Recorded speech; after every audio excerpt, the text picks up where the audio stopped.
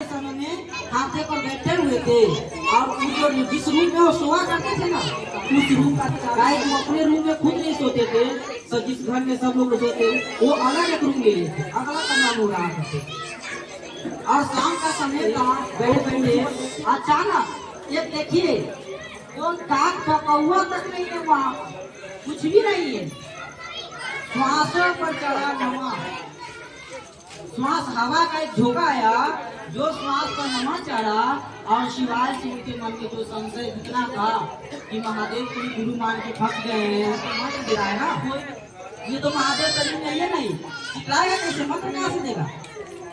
लेकिन देखिए महादेव शरीर में नहीं है, उनके अंदर श्वास में नमा चढ़ा और शिवाय से सारा देवी संशय था सबको निकाल कर उनका मन है कि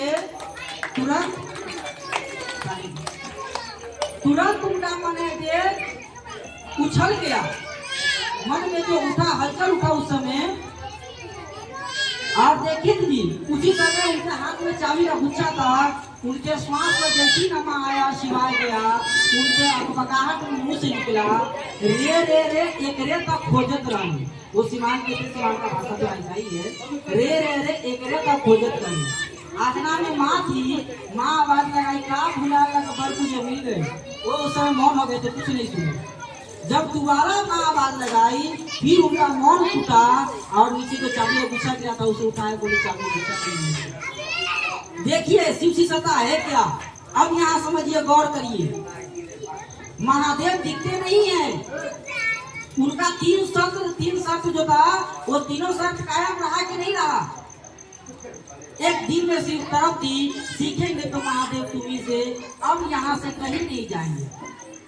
और 1 साल मात्र बिता दीजिए, उनके गुरु उनके महादेव ने उन्हें श्वास पर नमः शिवाय विधि पूर्वक सब विधि एकदम श्वास पर नमः शिवाय देके चले गए। और यह नमः शिवाय आज यह 1975 में साहब श्री हरिनानंद जी को मिला था।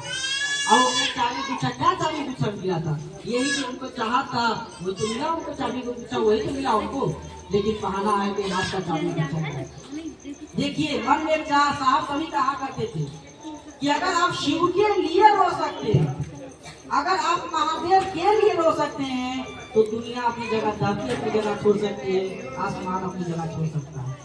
हम आप शिव के लिए रोते ना, हम लोग तो अपने लिए रोते हैं, अपने मंदिर में थोड़ा महादेव से कुछ मांग लेते हैं, चाहे जो भी बातें हो, ये महादेव बेटा है, हमारे परेशानी है, ये बात है वो बात है। हम लोग अपनी प्यास निभाने क्यों जाते हैं महादेव को जल चढ़ाने।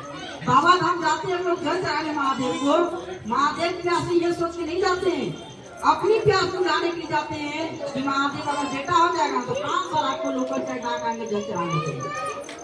लोग जाते कि नहीं जाते, खाना लेके आपके यहाँ आएंगे, जाएंगे बात सुना जाएंगे यहाँ पर।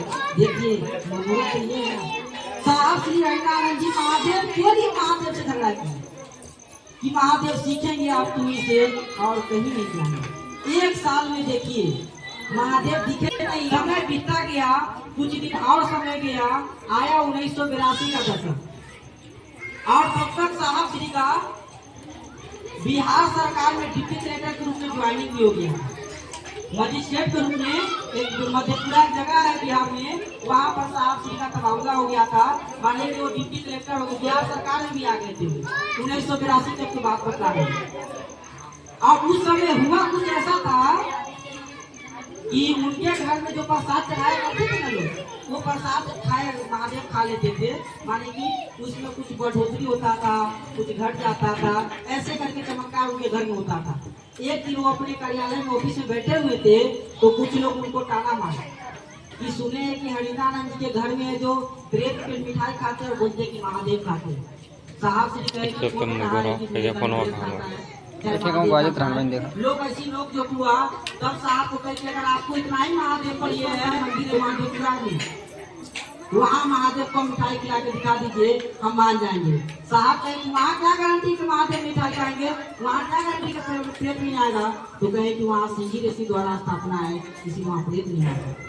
साहब कहे चलिए, और जब वहाँ पर लोग गए 50 रुपये की मिठाई खरीदा गया, मिठाई लिया गया, उसको ले जाकर के पुजारी को दिया गया थाल में सजाने के लिए, थाल में मिठाई को सजाया गया और सजाने के बाद जब महादेव के सामने रखा गया मिठाई को, साहब को पता था कि कोई भी अकस्मात घटना जो है इजोला में नहीं घटता, कमरा में खुला में नहीं होता है, सांप सुन लेता है वो स्थिति हो गई।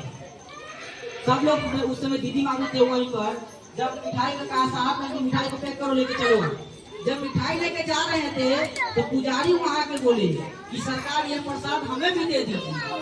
तो पुजारी को साहब बोले कि आप लोग तो कहते हैं कि महादेव पर चढ़ाए मिठाई को खाने से दरिद्र होता है, तो लोग कहा कि नहीं दीजिए। तब दीदी माँ कही इस बात को कि महादेव का चढ़ाया मिठाई है, लोग खाएंगे दरिद्र नहीं होंगे, और आज तक लोग दरिद्र नहीं हुए, हम लोग भी खाते हैं महादेव को चढ़ाया। आया 1985-86 के बाद, उस समय साहब बेगूसराय में आए थे, उनको मधेपुरा से जाना था, पटना जाना था, उसी बीच बेगूसराय के डेरा हो गया था, फिर हरसिया साहब के डेरा को रुके थे। सुबह का समय था 1985-86 के बाद, आपको बता रहे हैं। वो जिनके रूम पर रुके थे वो भगवती के उपासक थे, माँ भगवती की पूजा करते हैं। तो वो सुबह सुबह उठ करके वो अपना मंत्र जप करना शुरू कर दिए। साहब को आवाज मिला, साहब उठ कर सुबह का 4-5 बजे आता। साहब जब बाहर गए बरामदे में टहल रहे थे ना, टहल रहे थे, उसी समय एक आकाशवाणी एक अकस्मात हुआ। साहब जब बैठे थे ना दीदी बरामदा में, तो साहब को लग गया कि यहाँ पर जरूर कुछ न कुछ अकस्मात होने वाला है। साहब तुरंत बरामदा में चले आए और आकर के टहलने लगे। जब वो टहल रहे थे तो आकाशवाणी एक आवाज आया कि हरिंद्र तुम करते क्या, पूछा गया उधर से। देखिए महादेव का आगे जो हम चर्चा जो कर रहे हैं, ये चर्चा क्यों होता है, ये महादेव साहब हरिनारायण जी होते हैं। 1986 के बाद बताइए, साहब से आकाशवाणी आवाज पूछा गया कि हरिंद्र तुम क्या करते हैं। हम लोगों से कोई पूछा कि आप क्या करते हैं, तो आप अपना काम बता दीजिएगा। आप कह दीजिए कि हम इनके पति, इनके बेटा, इनके माँ